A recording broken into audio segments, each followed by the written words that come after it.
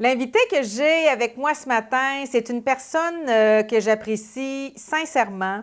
Il était un bon ami à mon père. C'est un homme impliqué qui a de belles qualités. Je l'ai dit, je l'apprécie bien gros. C'est Cécilien Berthiaume de Saint-Elzéar. Allô, Cécilien, comment ça va aujourd'hui?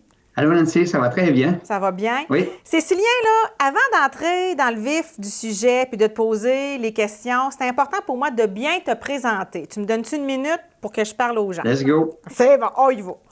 Cécilien, tu es résident et un né natif de Saint-Elzéar, on peut dire un vrai de vrai. Un gars pour qui la famille, c'est sa priorité.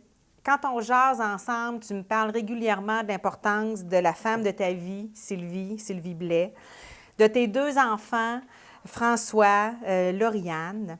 Puis Cécilien, tu es un entrepreneur dans tous les sens du terme. Quand je dis tout, là, c'est en lettres majuscules, TOUS.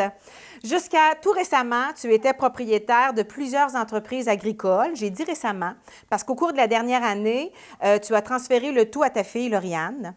Par contre, tu es toujours propriétaire de certaines entreprises agricoles spécialisées, avec entre autres le groupe Agrodynamique et la copropriété de la meunerie Berthiaume. Pour ne nommer que celle-ci, tu gères aussi des entreprises du domaine commercial, industriel, de la construction.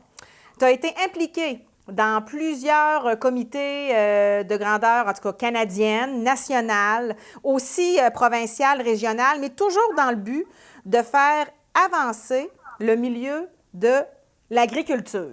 J'ai-tu bien résumé ça, Cécilien? C'est beaucoup, Hein? mais c'est correct, tu Mais l'as. c'est ça, c'est un fait.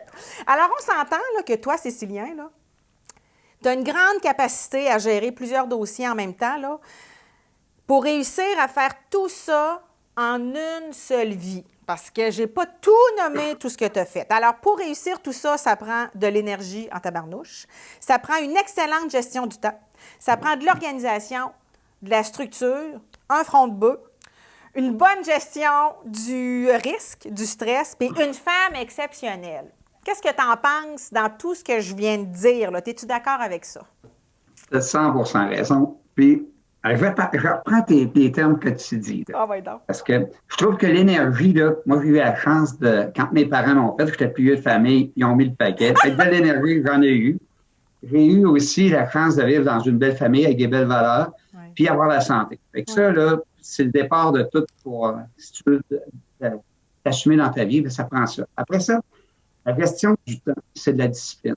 Parce que faut être vraiment discipliné. Quand j'étais jeune, je l'étais pas bien, bien, mais avec le temps, il a fallu que je devienne vraiment discipliné pour être capable de, de, de faire des choses. Oui. Au niveau de l'organisation, bien là, ça, c'est sûr qu'il faut être bien entouré parce qu'il y a beaucoup d'éléments qui sont en lien avec l'organisation dans tout ce que j'ai fait. La passion, ben, la passion, ça, c'est d'aimer jouer. Parce que pour moi, la passion, là, ça a un lien avec le jeu.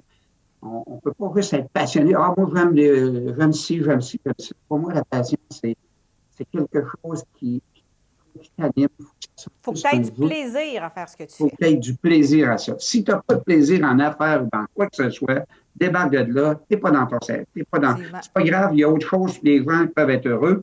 Puis après ça, la gestion du risque, ben, pour moi, la gestion du risque, c'est assez simple, c'est de comprendre l'ensemble des éléments qui m'entourent. Je ne suis pas une personne qui prend beaucoup de risques, je n'achète même pas de billets de loterie parce que j'ai peur de perdre. Le Mais stress, j'aime la ça que gestion du quand je stress. m'embarque dans un projet, je le comprenne au complet.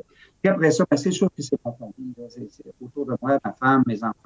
Ben, c'est aussi la base de pouvoir se réaliser à travers ça. Quand on a jasé pour préparer l'entrevue ce matin, là, souvent tu me ramenais l'importance en affaires de l'engagement. Être engagé, s'impliquer. Pourquoi?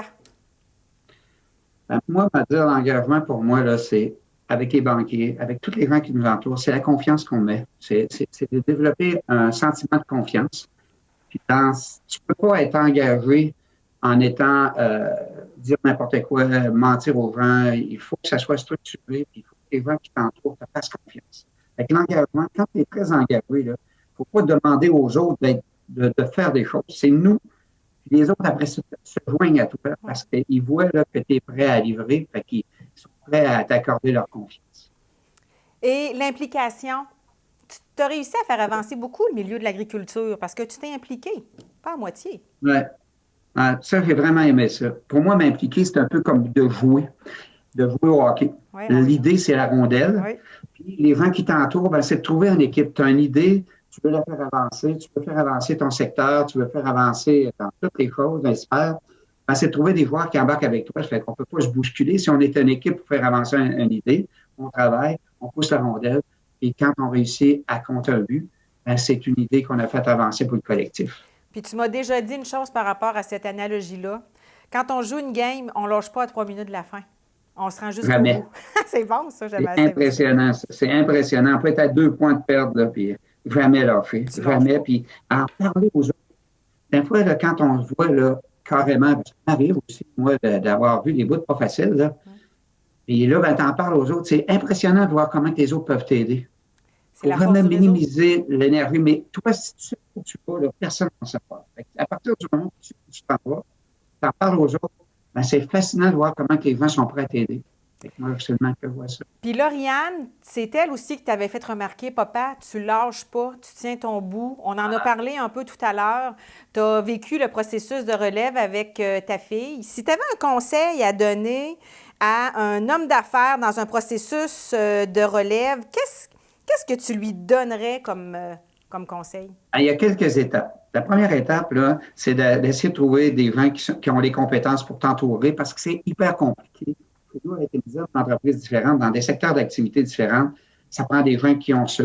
Et c'est pas évident, cette partie-là. Après ça, c'est de bien définir les rôles. Les rôles, là, c'est quoi le comme rôle? Parce que souvent, on mêle la famille. Quand on est dans la famille, on a un business, puis on travaille ensemble. Les gens ne comprennent pas. Il faut définir le rôle de la famille, il faut définir le rôle de l'entreprise. Puis, si tu es président, directeur général, puis après ça, ben, ça prend, faut trouver quelqu'un qui est capable de comprendre l'ensemble de ce que tu fais, comme au niveau des intervenants pour ton entreprise.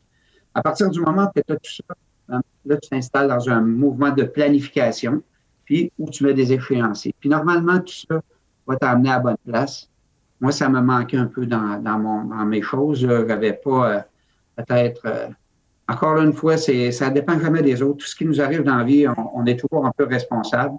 Fait que là, ben, si je me reprendrais, je ferais ça autrement, mais puis là, ben, je veux aider, là, je suis prêt de travailler quelque chose pour aider à d'autres entrepreneurs à pouvoir avoir un meilleur transfert. Puis si tu avais un conseil à donner à un jeune qui va prendre la relève de son père ou de sa mère, ça serait quoi? Si j'avais un conseil, c'est de prendre le temps de bien rencontrer des gens compétents, puis de bien, ce que j'ai dit tantôt. Oui. C'est ce que j'ai dit, c'est la même affaire qui s'applique pour le cédant comme pour celui qui rentre. Tous les mêmes éléments doivent s'appliquer, puis il faut que les gens comprennent. Puis des fois, on est surpris, il faut prendre le temps d'aller discuter avec les gens qui ont les compétences pour nous aider dans notre cheminement. C'est beaucoup de cheminement. Là. Oui. Comme ma fille, là, quand elle est arrivée là-dedans, là, c'était pas son premier choix dans la vie. Là. Peut-être qu'il y a même du monde qui ont dit ouais, mais elle a un bac et elle a une maîtrise, pourquoi qu'elle s'en va en agriculture? Ben non, chez nous, l'agriculture, c'est compliqué, là. C'est hyper compliqué. Ça prend des connaissances, mais ça prend du terrain. Il n'y a pas un entrepreneur qui peut dire qu'il ne comprend pas son entreprise. Quand tu es petit, il faut que tu sois vraiment un bon généraliste. Puis après ça, ton entreprise grandit, tu deviens plus spécialisé. Mais pour avoir une bonne relève, il faut qu'elle s'habille de l'entreprise dans toutes les connaissances. Puis ma fille, ben, elle a fait ça. Puis nous autres, on joue un rôle là, de cédant. Il faut aider à s'habiller. Puis moi, je suis hyper fier de ça. Oui. En terminant, déjà une dernière question pour toi, Cécilia Maudine. J'aurais pu parler avec toi bien plus longtemps, mais quand même. Tu nous as parlé de la réalité du monde agricole aujourd'hui. Il y a une grande évolution au cours des 20 dernières années. Comment tu vois l'avenir au Québec de l'agriculture? J'aimerais ça avoir ton point de vue. Ben, moi, je pense qu'elle va prendre différents volets. Il va y avoir des petites micro-entreprises, il va y avoir des moyennes puis des grandes. Puis moi, je crois que c'est que les gens soient des bons généralistes pour bien comprendre leur secteur d'activité de A à Z. De la formation, c'est obligatoire. Aujourd'hui, c'est impossible de penser de prendre une ferme sans avoir...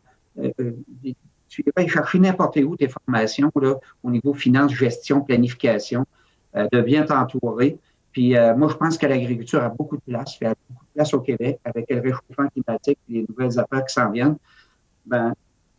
Mais c'est les leaders qui doivent comprendre que c'est eux qui mènent leur business et non l'ensemble. Wow! Ben écoute, Écoute, c'était... à dire, Nancy, là, Ah ouais, pour donc. finir, là, Ouais. le plus gros problème que j'ai rencontré dans ma vie, là, c'est qui? C'est Je moi. me dis... C'était toi. Ouais, t'es hot. Puis, celui qui peut plus m'aider dans ma vie, c'est pas fait que si tu peux, tu vas, ben, tu peux pas rien. Là-dessus, je te remercie, Cécilien. C'était très inspirant. Merci d'avoir été là. Puis je sais que tu vas être encore là, très impliqué dans ta communauté. Puis on vous souhaite bonne chance. Parce qu'au Perséide du mois de septembre, ta fille est en nomination dans la catégorie Relève en entreprise pour le gala des gens d'affaires de la Chambre de commerce et d'industrie Nouvelle-Beauce. Et on vous souhaite la meilleure, tu sais, le mot de Cambronne. Tiens, je vais dire ça comme ça. Je sais même pas si c'est la bonne façon de le dire, là, mais je veux le dire de la bonne façon. Fait que là-dessus, merci, Cécilien. Bye. Salut. Salut. Bye.